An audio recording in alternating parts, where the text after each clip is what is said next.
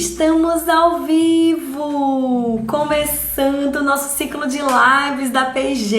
Eu vou esperar vocês entrarem para eu poder fazer o Dicas da Ju, para a gente poder conversar um pouquinho, para minha convidada chegar. Olá, estamos ao vivo pela P&G.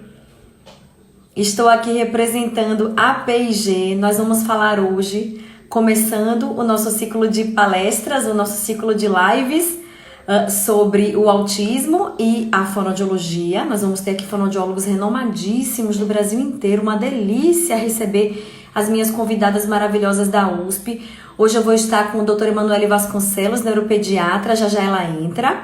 Na sexta-feira nós vamos estar com a doutora Fernanda Adran Miranda de Fernandes, o grande ídolo da minha vida na fonoaudiologia. Tô empolgadíssima. A partir da semana que vem, nós vamos nos encontrar toda terça e toda quinta às 19. Hoje nós estamos aqui nesse horário por conta de um outro compromisso que eu tinha às 17, mas eu acho que já estamos todo mundo prontinho aqui, né? E... Me engasguei, gente. Deixa eu beber uma água na minha xícara linda. A pessoa se engasgou. Eu e a P&G no YouTube temos um projeto muito bacana, que é o projeto do Dicas da Ju. E no Dicas da Ju, nós falamos sobre desenvolvimento infantil, sobre diagnóstico diferencial, sobre algumas dicas para famílias e para profissionais, dicas bem bacanas. E é um projeto muito gostoso, que eu tenho muito prazer de tocar. E nós combinamos que a cada uma dessas lives nós vamos começar com Dicas da Ju. Hoje eu queria falar com os pais, estamos vivendo aí devia tocar aquela musiquinha, Grace Bababral, que é a musiquinha do Dicas da Ju, que é linda, que eu amo. Então, começando mais um Dicas da Ju, é importante que nesse momento de quarentena, por maiores que sejam as dificuldades, e por mais que nós não estejamos conseguindo aí viver numa rotina muito programada, que nós nos lembremos que não podemos deixar as nossas crianças o tempo inteiro inseridas em componentes eletrônicos como tablets, celulares e iPads. Ok? Nós temos que compreender que esses componentes, eles não fazem bem para a saúde das nossas crianças e que eles podem exacerbar alguns comportamentos inadequados. Nós temos que estimulá-las pessoalmente, nós, sujeitos, pais, mães, interlocutores e mediadores, estarmos aí atentos a essas dicas e a essa possibilidade de inserir a nossa criança num ambiente muito mais lúdico do que um ambiente de tablets, celulares e todas as outras coisas. Então é importante que a gente se lembre daquelas brincadeiras que a gente fazia na infância. Qual era a brincadeira que você mais gostava na sua infância? Por que a gente não faz isso com as nossas crianças? Hoje, as minhas filhas chegaram pra mim e falaram assim: mãe, vamos brincar de detetive, ladrão e delegado? Aí eu, como é essa brincadeira? E quando ela começou a contar, gente, eu brincava tanto disso. E eu não brincava quando eu era pequena, não. Eu brincava na minha juventude. Eu brincava quando eu tinha 20 e poucos anos. E é uma brincadeira super divertida dos folhetinhos. Elas estão preparando ali, que disseram que quando eu terminar a live nós vamos brincar sobre isso. E aí eu acabei me lembrando de uma coisa que eu não me lembrava e que brincava há muito tempo. Então bota aí a mãozinha na cabeça. Tente se lembrar do que você brincava e do que te fazia feliz quando você era pequeno. Por que a gente não retomar essas brincadeiras, essas atividades com os nossos filhos, com as nossas crianças, né? Nesse momento tão conturbado que é a quarentena. Ninguém gostaria de estar passando por isso. Mas como eu digo sempre, há sempre uma coisa boa pra gente poder pensar numa hora como essa, não é? Eu tô esperando a minha convidada, Emanuele Vasconcelos. Deixa eu ver se ela já chegou. Manu não chegou ainda. Enquanto Manu não chega, vocês podem ir fazendo as perguntas de vocês. Eu queria mandar um beijo para todos os meus docinhos de coco que estão aqui. Valdecira, um beijinho, meu amor. Pri Dutra, que vai estar comigo na semana que vem. Muita gente gostosa que está aqui acompanhando a gente. Então eu vou ficar aqui esperando a nossa convidada, esperando as perguntinhas de vocês e pensando em o que nós podemos fazer para estimular as nossas crianças nesse momento em casa, que não inclua tecnologia, né? Por coincidência, tivemos que comprar algumas coisas durante a quarentena. Primeiro porque eu precisei montar um escritório e segundo porque algumas coisas queimaram dentro de casa, coisas normais da vida, uma sanduicheira. Eu precisei de coisas pequenas. E aí eles vêm com caixas, né? E dentro dessas caixas geralmente vem componentes de isopor, vem componentes de aquela coisa que nós adoramos, o plástico bolha, etc e tal. Isso pode virar coisas incríveis, podem virar hoje. Por exemplo, eu comprei uma sanduicheira dessas mais baratas do planeta que vendem, né, nessas lojas mais comuns. E aí ela veio com a caixa. Tô baixando os cabelos, gente, porque ó, raiz, só Jesus nessa calça. E aí ela vem com a caixa e dentro da caixa vinham aquele isopor que encaixa, né? Então a sanduicheira está encaixada no meio de dois isopores. Minha filha olhou e falou assim: mãe, vai ficar uma linda piscina. Você me dá uma fita para eu poder botar aqui em volta e ficar uma piscina? E foi assim que 2 pedaços de isopor se transformaram numa piscina. E aí, obviamente, é necessário paciência, é necessário disponibilidade. E eu sei que nem todo mundo tem o tempo inteiro, mas nos momentos em que tivemos é importante que a gente saiba que essa disponibilidade precisa ser ofertada para as nossas crianças, não é? É muito complicado se a gente aumenta muito esse tempo de tablet e celular por conta dessa fase em que estamos vivendo, porque isso tudo pode fazer com que logo após, quando tudo isso passar, nós nos vamos dar conta do processo de retomada da vida. Vai ser muito mais difícil para eles retomarem. Nossa convidada, a doutora Emanuele Vasconcelos, chegou. Manu, me convida aí, pede para participar, para eu poder olhar aqui. Pode entrar, Manu, eu já falei do Dicas da Ju, que bom que você chegou. E é importante que vocês saibam, essa ideia da Life Circle, que eu amo essa palavra muito chique, muito inglesa. A Life Circle veio do nosso aprimoramento EAD em TEA, voltado para fonoaudiólogos, com profissionais extremamente capacitados, uma equipe que eu tive o maior prazer de montar para vocês, né? Profissionais extremamente renomados aí. E junto, abrindo aqui o nosso projeto, vem Emanuele Vasconcelos, amiga de longa data.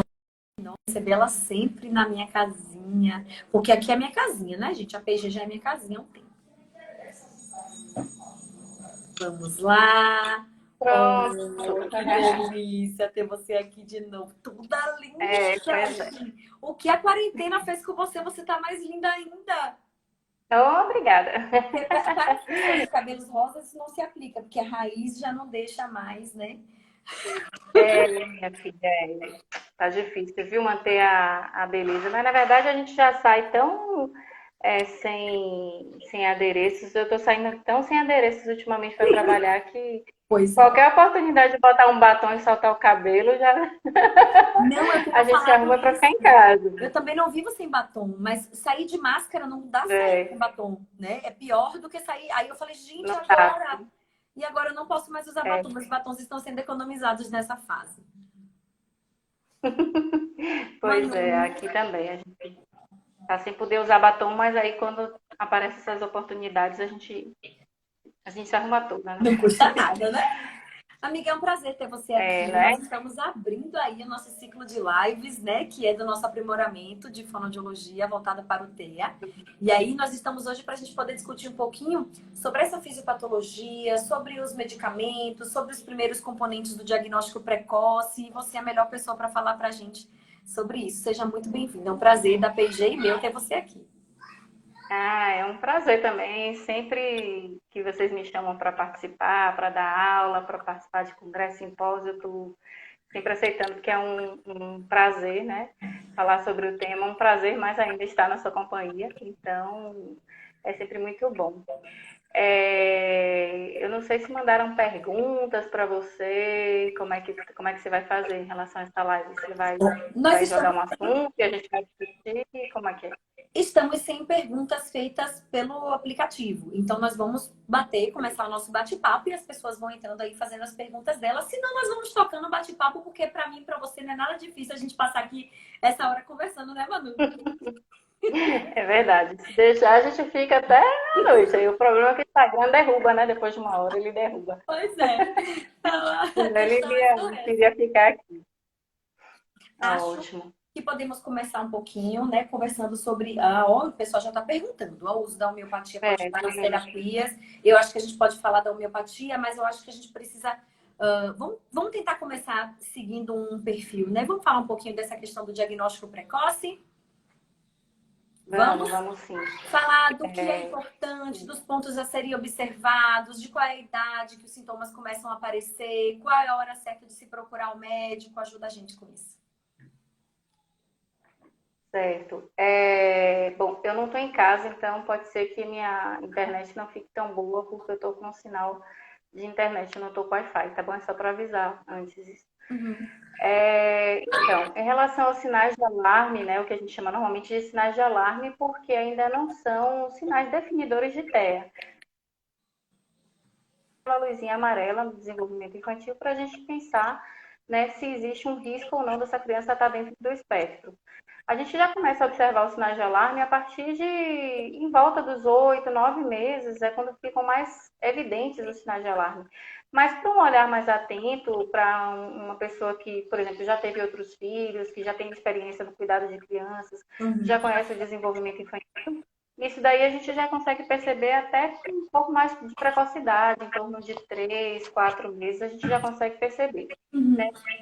Em relação ao primeiro ano de vida, o que a gente geralmente observa de sinal de alarme é justamente a falta de reciprocidade com o outro. O que é que o bebê faz de recíproco com o outro? Ele principalmente faz o contato ocular, isso já desde o primeiro mês, segundo mês. Ao nascimento, a criança já nasce com a capacidade de ver nitidamente até o rosto materno, seria a distância entre o seio e o rosto materno. Isso justamente serve para facilitar ainda mais o vínculo entre mãe e filho. E aí, uma criança com risco para autismo, ela já pode apresentar lá nesse iníciozinho uma baixa procura pelo olhar da mãe, pelo rosto. Então, isso já é um sinal que a gente pode estar de olho em crianças bem pequenininhas, em torno de 1, 2 meses. Um outro sinal importante que algumas crianças que estão no espectro também apresentam muito novas é a ausência do sorriso social. E aquele sorriso que a criança faz sempre que um adulto se aproxima dela e faz aquele mamanhês ou manhês, que é que ela fala assim, neném, você tá aí, neném, que ela fala bem, uma vozinha mais aguda, né, uma voz mais carinhosa. A criança tende a responder essa voz com um sorriso. E as crianças também que estão dentro do espectro tendem a não apresentar o sorriso social muito precocemente. Ou, às vezes, elas apresentam até um desenvolvimento adequado e chega lá em torno do 8º, 9º mês, ao redor de 1 ano, elas vão perdendo essas coisas que elas já adquiriram. Uma outra coisa também seria a questão de gesto social. O que é isso? Eu brinco que todo mensário ele é uma preparação para o primeiro aninho, para a criança bater os parabéns no primeiro aninho. Então, a gente tende a estimular a criança, né, a cada mensário, a dar os parabéns, a bater a palminha, a dar o tchauzinho, justamente para quando chegar no aniversário ela já está mais ambientada com isso. E já no caso das crianças que estão dentro do espectro, a tendência é que elas não façam esses gestos sociais. Então, ela vai ter dificuldade para bater palma, ela normalmente não vai bater palma. Ela pode até dar o tchau, mas ela dá um tchau assim, ou ela dá um tchau assim, ou ela dá um tchau assim, meio que aleatório, ela não direciona esse tchau, né, para um interlocutor. Ela não solta beijo, ela não tem esses gestos sociais de reciprocidade que a gente faz para poder ter essa troca com o outro. Normalmente. Além do próprio brincar também. O brincar também é uma coisa a ser considerada, porque a gente sabe que as crianças no primeiro ano, elas são muito exploratórias, realmente, né? Elas vão pelo visual, elas vão pelo cheiro, elas vão pela cor, elas vão pela a questão tátil mesmo do brinquedo, as diferenças de texturas, porque elas estão descobrindo o mundo. Entretanto, a criança, mesmo pequenininha, ela já vai tentar dar uma funcionalidade àquele brinquedo. E geralmente as crianças que estão dentro do espectro não, elas só vão explorar sensorialmente o brinquedo, mas elas não vão dar uma função. Por exemplo, a criança pequena ela já começa a brincar com o carrinho desde novinha. Geralmente a criança que está dentro do espectro ela até pode brincar com o carrinho, mas ela vai ter um brincar pobre.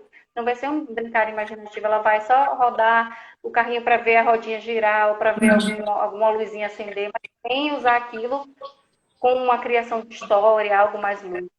Acho que a gente pegou aí os primeiros sinais mais importantes de serem observados, né, no primeiro ano, no do primeiro ano. Creio que sim. Valerie Alguém Cavalcante. falou aqui Isso. Ela disse que o filho dela fez. alguém falou aqui que o filho fez tudo, mas parou.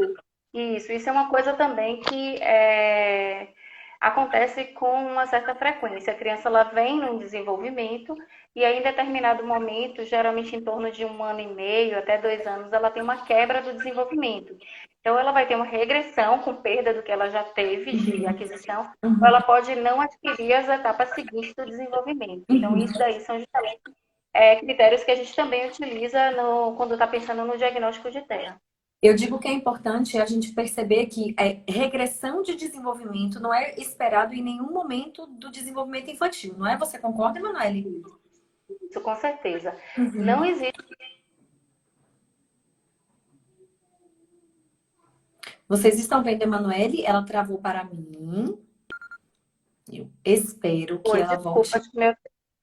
Voltei. Deu uma travadinha. Voltou. Deu uma travada. Então, a regressão, ela é sempre patológica, ela sempre tem que ser investigada, né?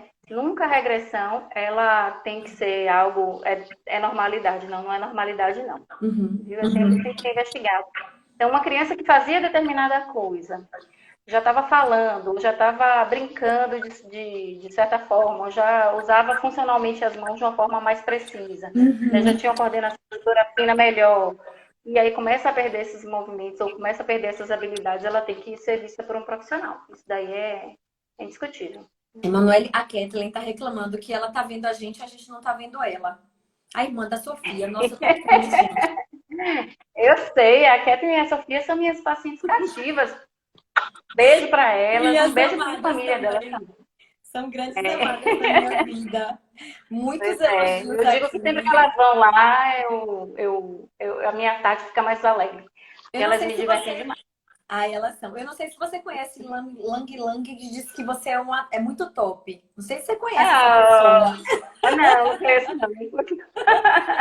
Obrigada, amor, obrigada. Ele quer fazer uma pergunta sobre dieta. Pode fazer sua pergunta, é Luiz Augusto, Ó, né? faz Falei aí que a gente certo? está anotando. É. Pronto, eu tô anotando tudo. Micheline Magalhães está perguntando qual é a questão do diagnóstico. Como é que se faz diagnóstico diferencial de autismo leve e TDL? Bom, aí esse diagnóstico ele é observacional, né? Porque o transtorno de linguagem ele não vai ter especificamente as alterações comportamentais, que são os critérios B do diagnóstico de autismo. Ele vai ter, pode ter as alterações pragmáticas, se o transtorno específico ele pegar justamente a parte da pragmática, mas ele não vai ter as alterações comportamentais, ele não vai ter as estereotipias, não vai ter os movimentos repetitivos e não vai ter as alterações sensoriais também. Então, isso seria um diferenciador. Mas o diagnóstico é mais comum, o que mais chega para mim seria um diagnóstico, essa resposta vale para isso também, um diagnóstico entre autismo e apraxia. Uhum. É muito comum chegar para mim com essa dúvida, se o paciente ele é autista ou ele tem apraxia de fala. Lembrando que uma coisa não exclui a outra, né? Ele Uhum. pode ter as duas coisas.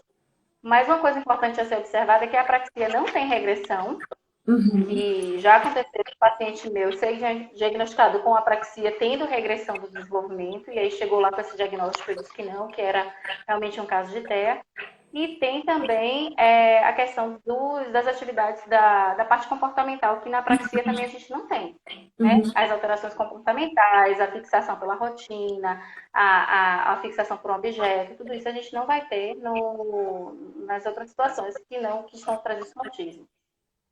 E eu tenho uma coisa para complementar, porque eu sou fonoaudióloga e trabalho com diagnóstico diferencial, Micheline, e eu vou te dizer o seguinte, para você que está fazendo avaliação, se você está com dúvida, eu oriento que você aplique teste de teoria da mente. Geralmente, crianças com autismo, mesmo leve que o seja, eles vão falhar em teoria da mente, e crianças com TDL dificilmente falham em teoria da mente. Se falharem é no último nível, por conta da idade, mas não por uma inabilidade social. Então, eu acho que é um importante mecanismo aí para a gente utilizar no nosso diagnóstico. A Ana Paula falou que já ia marcar uma consulta com você para o filho dela, mas aí caiu no período da quarentena. Você está atendendo em algum lugar, Emanuele, nessa época? Estou atendendo, na verdade, eu só estou atendendo aqui em Santo Antônio, eu estou em Santo Antônio hoje, por conta de alguns pacientes. Estou atendendo mais casos mais graves mesmo, de descompensação. Fora isso, eu estou fazendo atendimento via telemedicina, que já foi autorizado pelo conselho, tudo regulamentadinho, certificação digital, a receita vale, tudo valendo. Mas assim que a situação melhorar um pouquinho, a gente vai voltar para os atendimentos presenciais também. Joia, que bom. É importante, sim, é muito importante. A Ananda tá falando que você é um excelente profissional, que ela te admira muito. Peraí que eu já respondo, Ana Paula, Obrigada. rapidamente. Eu já respondo. A gente tem uma pergunta, que é a do Luiz Augusto Lang, que ele pergunta assim, todo autista, e aí eu vou fazer duas perguntas. A que ele me traz é que todo autista precisa fazer dieta de glúten e lactose, e a mãe da Kathleen, das nossas princesas Kathleen e Sofia, pergunta qual é a sua opinião sobre a ozonoterapia. Muito legal. Bom, respondendo a pergunta do Luiz, é bom até a gente fazer uma diferenciação aqui, porque na verdade as pessoas confundem muito lactose com caseína. A proteína do leite é a caseína. A lactose, ela é o açúcar. Então, não quer dizer que a criança seja intolerante à lactose se ela for, por exemplo, alérgica à proteína do leite de vaca. Ela tem alergia à proteína, ao açúcar. No caso do autismo, o que algumas famílias recomendam, o que a gente encontra principalmente em relação aos tratamentos biomédicos, é a exclusão do glúten e da caseína, né, que seria a proteína do leite. O que a literatura traz sobre isso? Hoje a gente sabe que, do ponto de vista inflamatório, os autistas têm um pouco mais, né, de resposta inflamatória do que as crianças em geral.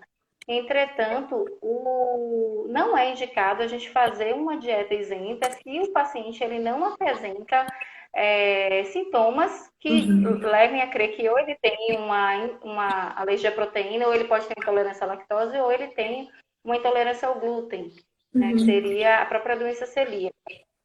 Então, quais são os sintomas que normalmente eu recomendo que o paciente faça a dieta de exclusão?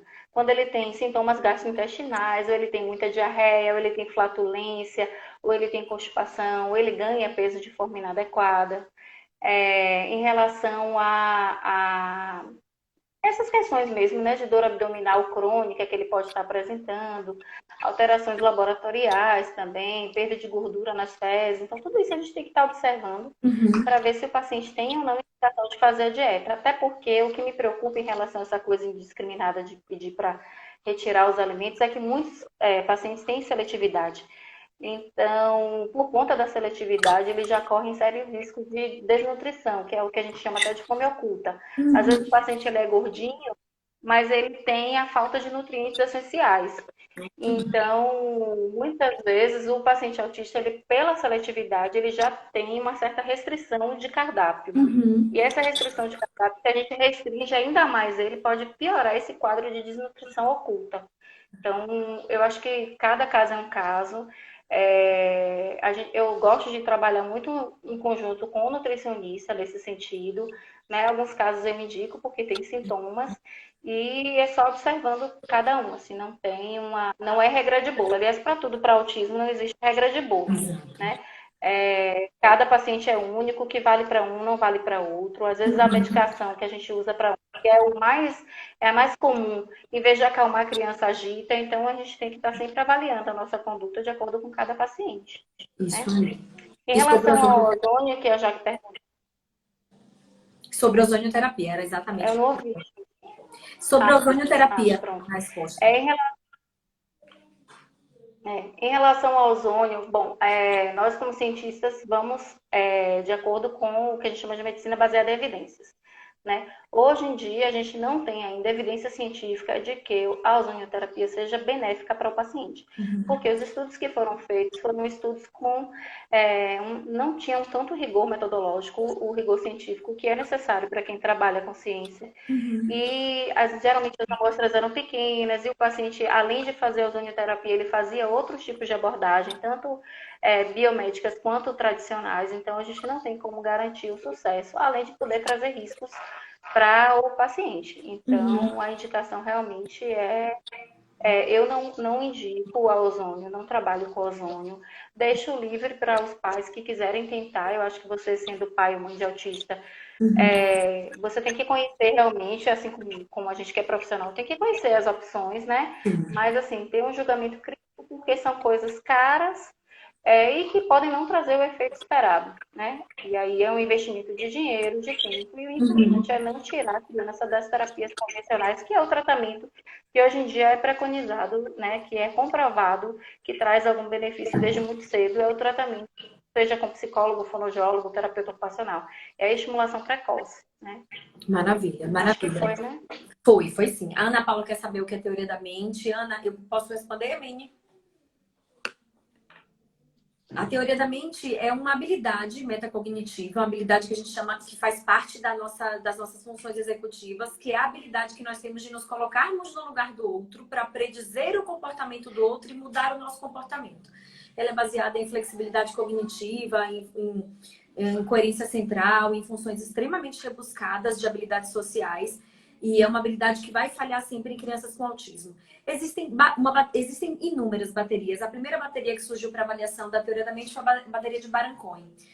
De lá para cá, a gente tem a bateria de Fernandes da USP. Eu gosto muito da bateria de Ruth Zimperlock, que é de 2014, que é a que eu mais utilizo, apesar de utilizar todas as outras. O teste RLCL é extremamente fácil. Você pode encontrar esses testes que são baseados na teoria da mente, que foi o primeiro teste de Baron-Cohen, e no site dele, que chama autismoresearchcentury.com. Depois eu posso colocar escrito aqui para vocês. Deixa eu ver o que mais temos. No caso de suspeita de autismo leve, mas ele não tem idade para provas de teoria da mente. Aí tá, e aí é complicado. Eu acho que até mesmo porque, em caso de autismo leve, geralmente não é uma criança que chega no consultório muito cedo. Quando ele chega no consultório, ele está perto da idade da gente conseguir aplicar pelo menos a primeira bateria. Você concorda, Emanuele? Concordo. Geralmente os autistas leves, eles vão ter prejuízo lá na fase de Escolar. alfabetização, Isso. né? Porque a exigência social, ela aumenta, e aí é que você começa a perceber que tem aquelas dificuldades, aquelas falhas, né? Os que chegam geralmente muito precoces, eles têm muitas alterações comportamentais, geralmente, e uma questão de linguagem com maior comprometimento. Geralmente a pragmática está muito afetada, a gente tem alteração de sintaxe, de lexical, então é mais coisa do que só um autismo leve. Joia. A Shell Miller está perguntando quais são os riscos, quais seriam os riscos da ozonioterapia? Assim, bom, a ozonioterapia ela pode ser feita via oral ou via retal, né? E aí a via retal a gente pode ter alterações mesmo de flora intestinal e isso pode trazer malefícios para o paciente. Tem que fazer toda uma descontaminação de cólon antes, a gente tem que usar algumas medicações antiparasitárias, tem que descolonizar a criança para poder fazer a aplicação do ozônio. E é uma terapia, de certa forma, cara para ser feita, né? Tem que ter todo um acompanhamento. Então, essas alterações de flora podem até trazer doença inflamatória intestinal futuramente e tal, então a gente não indica. Joia, muito bem. E, Emanuele, quando essa criança chega, vamos pensar assim, qual seria a melhor época para essa criança chegar? Qual é a época em que a gente pode ter o melhor prognóstico? O que a gente pode pensar aí? Diagnóstico precoce. O que é que tem acontecido de mais cedo aí quanto a diagnóstico? Ó, bom, você fala em minha prática ou no o que a gente normalmente espera? Eu acho que você pode falar das duas coisas. O que se espera e qual é a realidade na prática? Entendi. Bom, em relação à minha prática, eu tenho visto cada vez mais, a gente já trabalha com autismo há algum tempo, né? Um pouquinho de tempo. E eu tenho visto cada vez mais precoce criança chegando com 2 aninhos, 2 anos e meio, até antes dos 2 anos. Não é comum ainda chegar antes do primeiro ano, antes do primeiro aniversário, né? Já aconteceu, mas nesses casos que chegam para mim são casos em que os pais são profissionais, então já tem aquele olhar mais atento, ou já tem um outro caso de autismo na família, porque aí até o medo de ter um segundo filho, né, com autismo já faz com que eles percebam os sintomas mais precocemente, ou já queiram levar para um neuro para fazer uma avaliação mais precoce. Mas o ideal seria realmente com menos de 1 ano de idade. Assim que percebessem os sintomas, essa criança já passasse, não passasse para a terapia, mas ela tivesse uma avaliação mais cuidadosa, um olhar mais cuidadoso. Ela não fosse simplesmente largada para puericultura, para seguir com o pediatra. Então, a cada 2 meses fazer uma reavaliação. A gente tem hoje o MChat, que é um questionáriozinho de triagem, né? Que pode ser aplicado a partir de 1 ano e meio, com 18 meses ele já pode ser validado. Antes disso, o pessoal que trabalha com a escala do PREO, eles estão tentando também trazer essa avaliação cada vez mais precoce, para cerca de 4 meses, você fazer a primeira avaliação e repetir com 8 meses. Então, a gente está cada vez mais cedo. O ideal mesmo é que a criança chegue ao consultório antes dos 3 anos, porque a gente sabe que a plasticidade cerebral ela é imensa até os 5 anos de idade. Então, quanto mais precoce essa criança chega ao consultório, mais tempo ela vai ter de estimulação para essa capacidade cerebral estar sendo bem trabalhada. Então, as crianças que já chegam depois de 5, 6 anos, elas já vão ter um déficit por conta de já terem passado os períodos de poda. Então, já não tem mais aquela plasticidade tão boa, né?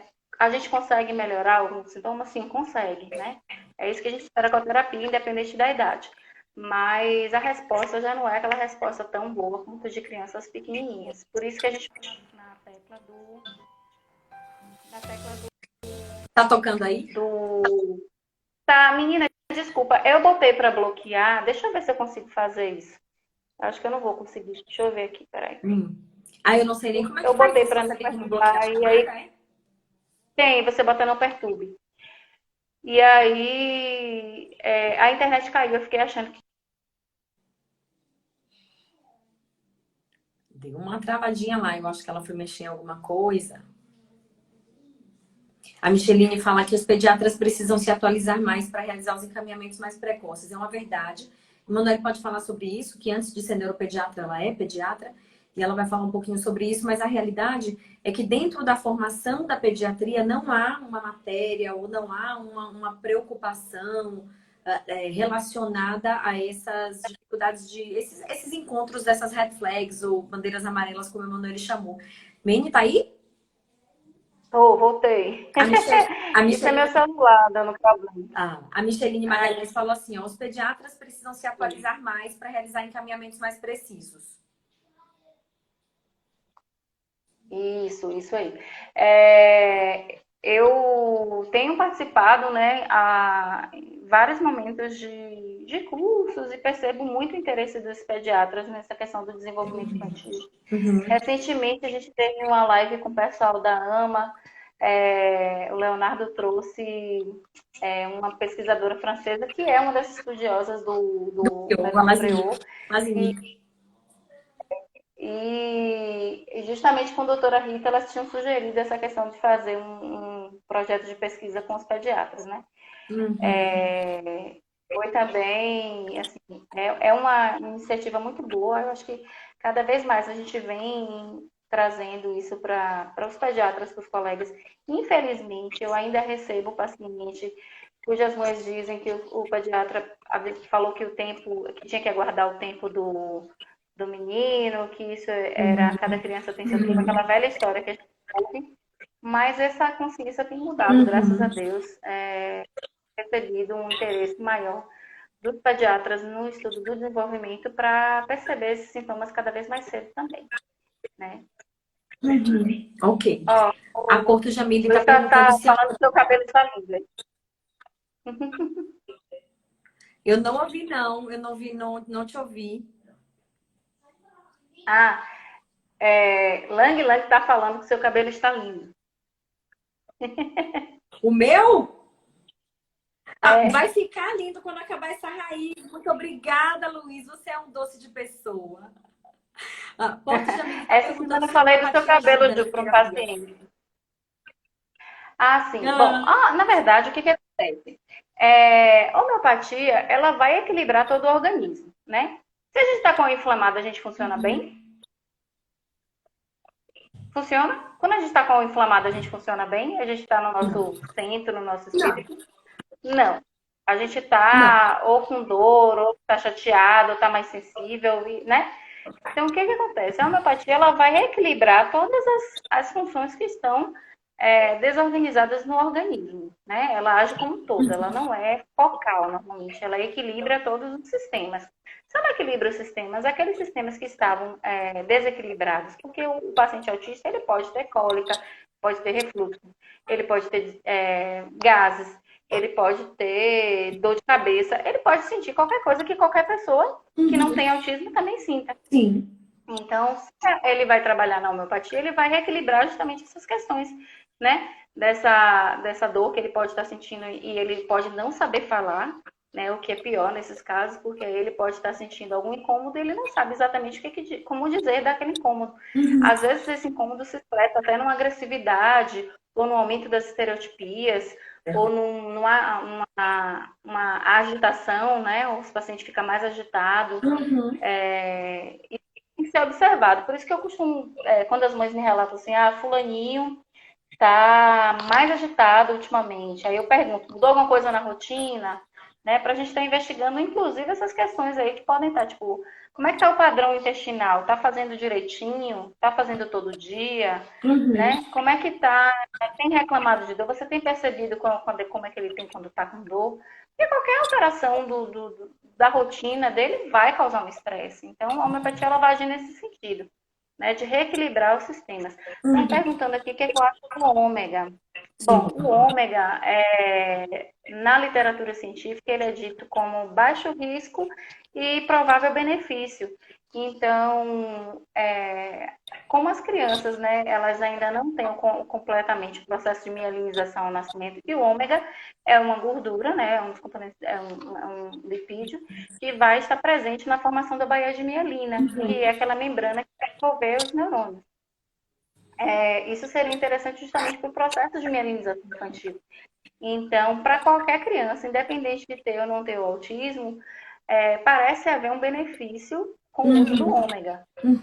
Eu costumo recomendar assim. Agora a gente tem que ter cuidado porque nos casos das crianças autistas, a gente tem uma quantidade mínima de DHA e EPA, que são os principais tipos de ômega, para ter alguma efetividade. Então, não é qualquer ômega que a gente pode dar. Mas assim, você lembra do óleo de peixe, óleo de fígado de bacalhau, aquele Emoção Scott que a gente tomava quando era criança? Pois é, aquilo ali é ômega. Então, essa história do ômega, ela não é nova. A gente já tomava ômega desde a nossa infância. Legal. Né? Os estudos é que estão avançando nesse sentido. Só para dar um depoimento, eu vejo respostas clínicas muito bacanas com os meus pacientes quando eles costumam aí fazer a suplementação, quando o neuropediatra passa. Eu acho que é um suporte bacana para terapia, principalmente quando a gente está falando de diagnóstico precoce de crianças muito pequenas. A Ana Paula falou assim, ó. Primeiro, a Doce Kate Sophie, a mãe da Kathleen da Sofia, falou que a vozinha dela viu que o primo tinha algo de diferente quando ele chegou da maternidade, mas ela também tinha 11 filhos. E a Ana Paula tá falando assim, mais aí, tá vendo? É verdade. Fazendo a intervenção do TEA, chega um momento em que a criança, em que se cria habilidades necessárias a ponto de considerar cura no sentido de avanço no desenvolvimento, a ponto de não interferir aí nesse desenvolvimento. Bom, essa é uma questão espinhosa, né, para quem trabalha com TEA, porque alguns estudiosos, algumas correntes acham que você pode ter a cura, enquanto que classicamente, pela literatura, autismo ele é uma condição que não tem cura, né? Ele vai ser levado a vida inteira do indivíduo. O que acontece é que ele pode suavizar tanto os sintomas a ponto de que na superfície o paciente fique totalmente funcional e ele não seja mais considerado dentro do espectro. Ou o paciente antes tinha algumas características do espectro e foi para a terapia, foi para a estimulação precoce, e a partir daí, como ele não era autista, na verdade, ele tinha apenas uma alteração por conta do meio, da baixa estimulação ambiental, de não ter recebido os estímulos adequados, ele sai do espectro porque ele é colocado no caminho correto do desenvolvimento. Mas, assim, uma vez autista, sempre autista, né? Então, por isso que a gente tem que ter cuidado. Eu não costumo dar esse diagnóstico de autismo numa primeira sessão. Normalmente eu peço para o paciente que eu faça uma observação de 3 a 6 meses, pelo menos, desse paciente em terapia, né? Peço que ele esteja em terapia para ver o que os outros profissionais estão observando desse paciente. Sempre peço um feedback da escola, para a escola me dar como é que está ele, porque uma coisa é um ambiente controlado, fechado, de terapia ou de consulta, onde está o profissional e o paciente, né? Que a atenção é toda voltada para aquele ambiente dialógico, e outra você está no ambiente de uma sala com 20 alunos, com 30 alunos, disputando a atenção da professora. Então, como é que é essa criança nesse ambiente, que ele vai ter que ter a disputa do espaço? Então, tudo isso a gente tem que observar. E o que eu vejo muito, Ana, é que assim, a cada momento a gente vai tendo mudanças aí no perfil das demandas e das queixas, porque a gente vai tendo demandas sociais cada vez mais complexas, sociais e de linguagem, de interpretação de linguagem, né? De um outro contexto social e linguístico que exige muito mais. O Luiz está falando que não me deu devido crédito, porque eu cuido do nosso pequeno, que eu sou Mara, eu preciso fazer uma consideração. Ele não é o pequeno de vocês, ele também é meu pequeno, ele é o amor da minha vida. A Kelly Lima está perguntando se a gente recomenda alguma escala de observação para autismo em bebês. Não, então, o que a gente tem realmente é esse protocolo PREU, que ele é utilizado a partir de 4 meses, e tem cada vez mais estudos nesse sentido, né? O americano gosta de protocolar e categorizar tudo, né? Então, o pessoal nos Estados Unidos tem feito já avaliação desde a vida intraútero, naqueles bebês que tendem a ter o perímetro cefálico aumentado, porque a gente sabe que a macrocrania é uma característica física que costuma estar presente nas crianças com autismo, né? Então, eles já observam crianças que estão com o perímetro cefálico aumentado para a idade gestacional, ela ao nascimento já vai ser acompanhada, né? Uhum. Então já tem essas observações. Então seria aí, quem sabe futuramente, algo a se estar analisando, né? Aqui no Brasil, infelizmente, a gente não costumava medir, quer dizer, apesar de ser obrigatório, essa medição do perímetro cefálico ela só passou a ser mais efetiva depois da Zika por conta da microcefalia. Uhum. Mas eu canso de pegar até hoje cadernetas de criança que, infelizmente, quem fez o preenchimento lá na maternidade esqueceu de colocar o perímetro. Então, a gente fica sem esse Nossa, parâmetro, verdade. né? Até para estar comparando mesmo Kelly, nos na pacientes que já verdade, chegam para a gente maiores. a gente tem alguns protocolos de rastreio que a gente utiliza na clínica. Se você está procurando um brasileiro, a gente tem o ESAT, que é o brasileiro de Lampreia. É extremamente simples, é como se fosse o MChat, que é um protocolo simplíssimo de rastreio, mas Uhum. eu, na minha clínica, eu utilizo o ABC, o Autistic Behavior Checklist, para crianças acima de 1 ano e meio. A Michelle está perguntando, está falando que assim, é preciso acabar essa visão de que cada criança tem seu tempo. Eu digo assim, não é que cada criança não tem o seu tempo, mas a gente precisa estar Uhum. muito atento ao período de surgimento dos marcos do desenvolvimento e as bandeiras vermelhas do desenvolvimento. Toda criança vai ter o seu tempo, mas ele Isso aí. precisa estar dentro de um tempo específico, esperado e adequado para o desenvolvimento, né? Isso aí. Ele tem uma janela de tempo, na verdade, né? Uhum. Mas a gente não pode que o tempo passe, o tempo esperado para aquela idade, para aquele marco passe e a criança não tenha adquirido ainda. Isso daí Sim. tem que servir de alarme, Sim. né? Tem uma regrinha que eu gosto de usar muito, principalmente para diagnóstico precoce, que diz assim: não importa o que a criança faz, o que importa é o que ela não faz, mas deveria estar fazendo. Porque eles vão ter 2 anos, eles Isso podem aí. aprender 3 línguas, podem ser alfabetizados com 2 anos e não é isso que importa. O que importa é que não fala papai e mamãe, que não está cumprindo marcos que deveria estar cumprindo. A Natália pergunta sobre o Isso aí protocolo. foi até uma. Pode falar. Isso só complementar um pouquinho o que você falou aí, essa questão é até importante, porque inclusive você tinha citado que hoje as necessidades sociais são maiores do que a gente tinha antigamente. Uma coisa que costuma chegar muito no consultório são crianças bilíngues, mas assim, ou que sabem, além de inglês, sabem outras, sabe, são poliglotas praticamente, né? Eu já tive paciente que foi aprender japonês sozinho, né? Ele Russo, eu foi já tive aprender que aprender japonês com russo. 3 anos de idade. E foi aprender sozinho e pela internet. E aí o que eu costumo dizer para os pais tá, tudo bem, ele vem de uma família, por exemplo, de japoneses, eles costumam usar o japonês, né, a língua japonesa em casa, ou ele aprendeu isso aleatório e isso não vai ser funcional para ele no momento atual. Né? Pode ser que lá na frente, se ele quiser morar no Japão e trabalhar no Uhum. Japão, seja. Mas hoje, com 3 anos de idade, qual é o interesse de uma criança, por exemplo, saber os números e as letras e os bichos em inglês se ela não sabe isso em português e se ela não tem como utilizar isso de uma forma. Cortou para vocês também? Aí, de novo. Mas ela... Toda Pronto, vez que eu voltou. tento tirar ou bloquear, toda vez que eu tento bloquear o telefone, ele cai a internet. Então, por isso que eu fiquei, me Ai, para desculpem de aí, bloquear. Sem não deu para problemas. bloquear. Sem problemas. Fale, pode falar. Não, o que eu costumo dizer muito é muito parecido com a sua orientação. É que, assim, muitas vezes as famílias acabam estimulando muito esse aprendizado de conteúdos que não são da idade da criança, porque veem que ele tem um potencial. E é muito importante que, assim, para a gente que trabalha com TEA há muito tempo, o potencial não é o problema. A gente sabe que o potencial de aprendizagem deles é muito grande, a memória de armazenamento deles é muito melhor do que a nossa. Eles decoram conteúdos que nós passamos anos para decorar. A questão é, para que serve isso? Eu brinco que é como se fosse um iPhone X sem crédito. Tira lindas fotos, que ninguém vai mandar para ninguém.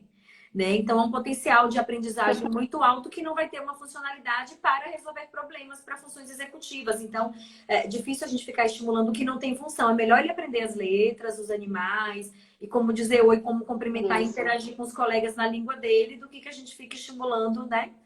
Essas outras questões. A Natália está perguntando sobre o protocolo Coimbra de altas doses de vitamina D. Você conhece? Não, esse eu não conheço, não. Esse eu não conheço, não. Eu posso dar uma estudadinha e depois a gente. Ela pode mandar mensagem no direct, que aí eu vou dar uma lida e aí eu respondo a ela. O que a gente tem hoje é que a suplementação de vitamina D ela só tem que ser feita para quem tem deficiência de vitamina D, né? Em crianças maiores de 2 anos. Até os 2 anos, o que a Sociedade Brasileira de Pediatria e o Ministério da Saúde recomendam é que você faça a suplementação padrão, não é para deficiência. A partir dos 2 anos, a gente só deve suplementar na criança que tem deficiência, porque também fazer altas doses de vitamina D aumenta tanto o risco de aterosclerose, porque as placas de ateroma de gordura utilizam cálcio, então elas se calcificam, então elas podem pegar esse cálcio que a própria estimulação da vitamina D dá, pode ajudar isso a ter placa e cálculo renal também. Então a Olha, gente pode interessante. tanto ter problemas de glicose quanto o cálculo renal se a gente fizer uma suplementação aleatória, assim.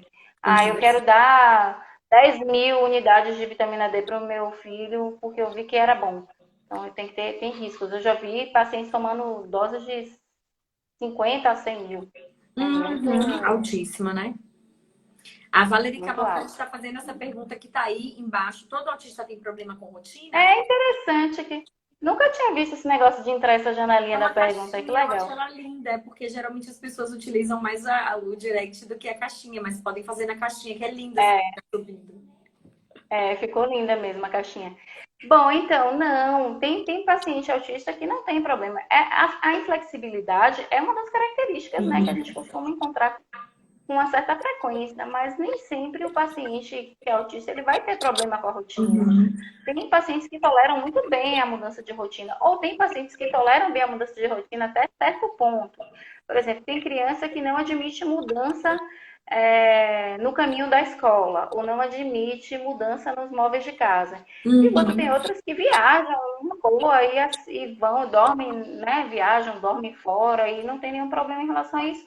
Mas uma mudança mínima, por exemplo, às vezes no quarto ela pode ter essa dificuldade. Então, não é como a gente costuma dizer no autismo, não existe fórmula de bolo. Todo autista é diferente, não é um autista, a gente vai encontrar um autista igual ao outro, mesmo que sejam irmãos, né? A gente não vai encontrar as mesmas características, cada um tem a sua peculiaridade. Aí a caixinha de novo. Como ajudar uma A criança Valerie. a falar, mas só sai no esforço nasal? É bom, aí vai mais pro lado da fono, mas na verdade, assim, tem que Você está observar bem? como é que está além da questão da elaboração, da programação mental da linguagem, a gente tem que observar a execução. Né? Os órgãos fonoarticulatórios também tem que ver como é que está, porque de repente ele pode ter alguma alteração de órgão fonoarticulatório, pode ter uma incompetência velofaríngea, e esse som sair mais anasalado, ou ele pode ter, né, alguma dificuldade, até uma própria praxia de fala mesmo, ou alterações Essas dificuldades fonoauditivas são fonéticas. muito comuns em apraxia de fala. E a apraxia de fala é comum em crianças com autismo, tem um percentual de ocorrência alto. Então é importante uma avaliação com um fonoaudiólogo especializado para te dar Aí tem que orientação. ir para o fono especializado. Uma coisa importante é que, assim, às vezes, infelizmente, eu ainda pego profissionais da fonoaudiologia que não trabalham as questões pragmáticas, se prendem muito à questão fonética fonológica. Né? E, infelizmente, eu acredito que você deve ver também por aí, alguns pacientes chegam para mim e eu pergunto, está trabalhando o quê? Não, fica trabalhando fonema, fazendo método boquinha, trabalhando fonema. Mas, sim, e a troca, e a brincadeira, e a pragmática? Não. Daí ela passa os exercícios para casa para trabalhar fonema. Enquanto que a criança tem muito mais, né, necessidade de outros trabalhos. Porque a própria a fonética e a fonológica, elas vão deslanchar aí com o desenvolvimento das outras áreas também. Concordo plenamente. Então, né, se você amplia o vocabulário, se você amplia seu repertório, seu léxico, isso tudo vai terminar impactando no fonético fonológico. A Kelly Mila está perguntando. Ainda sei alguma coisa de fome. Mas você é corretíssima, você também é fono. Hã? A Kelly está perguntando o este autismo. Qual é o momento ideal para iniciar a estimulação precoce? Estimulação precoce, minha irmã, nasceu, pode fazer. Isso aí.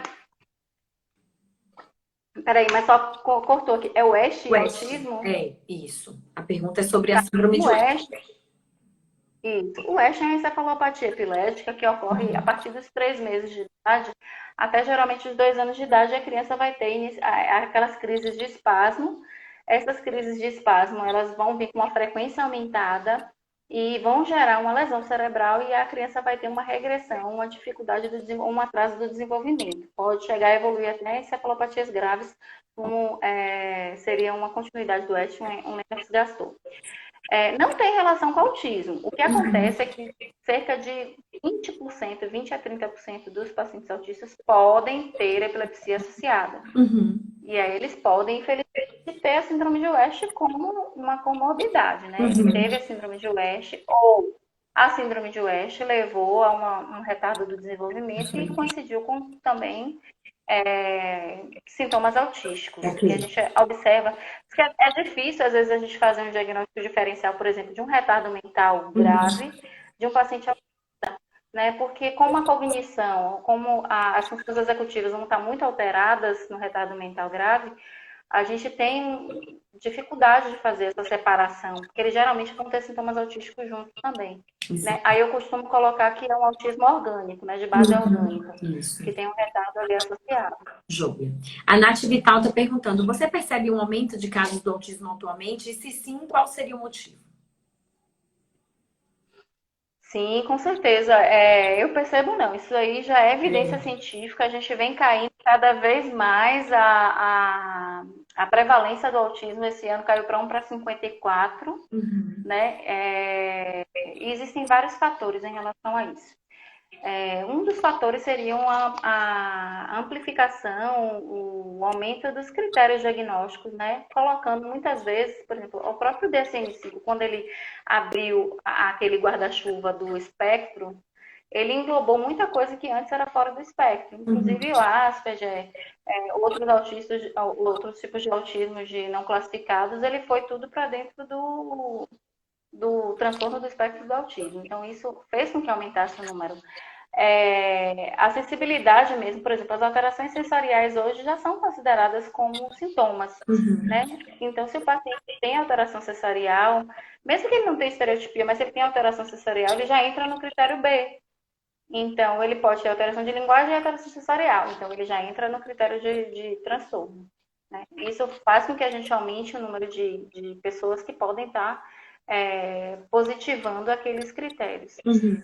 Outra coisa seria a própria ciência, né? Cada vez mais a gente vem evoluindo e vem estudando. O autismo hoje é uma das grandes assim, motivadoras de vários estudos científicos no mundo inteiro. Uhum.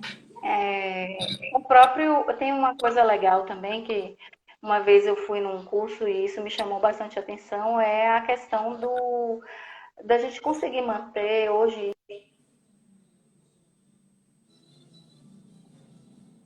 O que é que ela foi bloquear lá, gente? Hoje tá que está meu telefone. Eu tô... O que é que ela foi bloquear lá, gente? Não, eu fui desligar. Tem um número que toda hora me liga.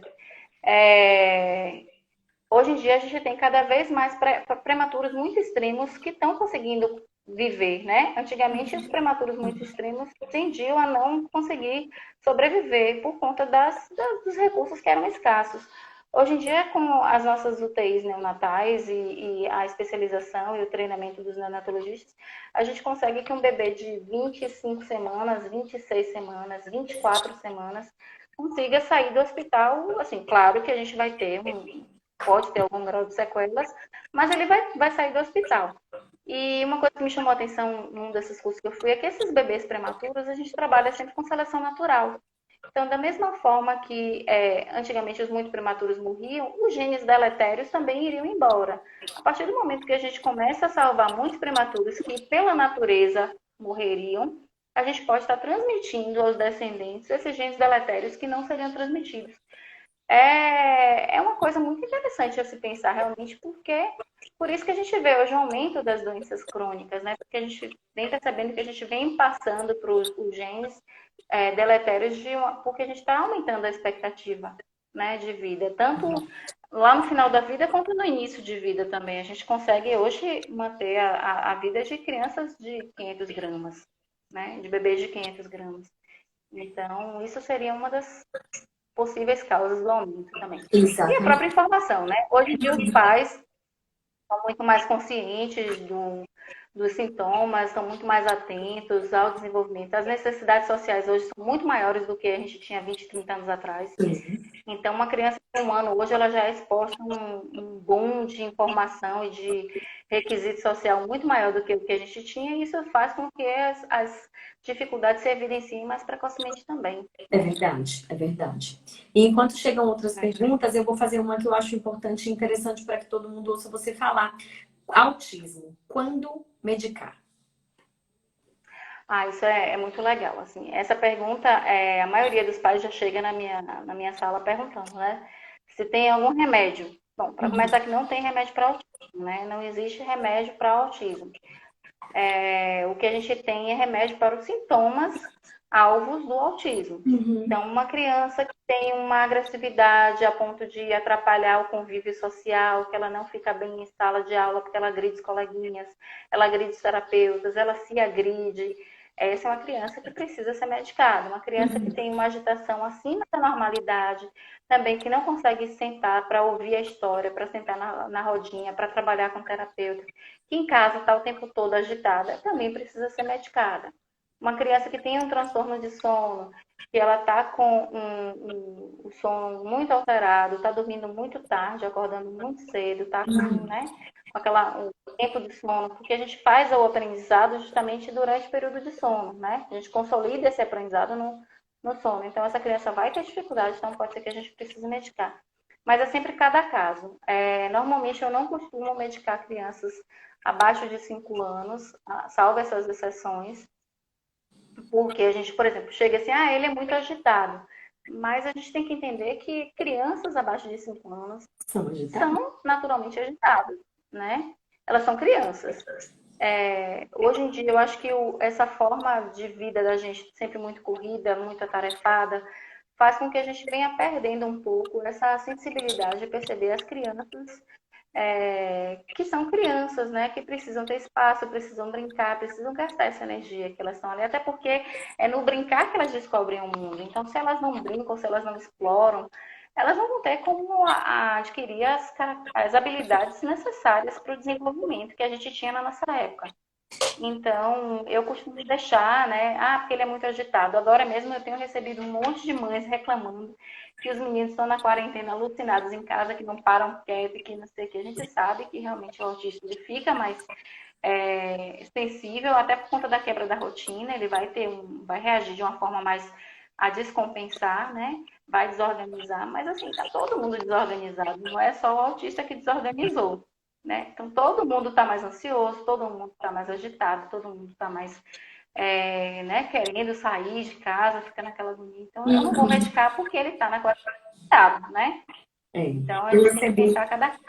Eu ando recebendo também muitas queixas nesse sentido, né? Que os meninos, mas ele tá com muita estereotipia. Eu falei, é claro, todos nós, se nós pudéssemos, eu também estaria em casa balançando a mãozinha, porque estamos num período de ansiedade e de ociosidade que aumenta todos esses comportamentos. Não é só a ansiedade, o fato de estarmos mais ansiosos, né? Tem horas que fica assim, o que eu vou fazer? Minha filha fica assim, eu tô entediada. Você fica imaginando, quem pode dizer diz, quem não pode vai precisar de algum outro recurso, né?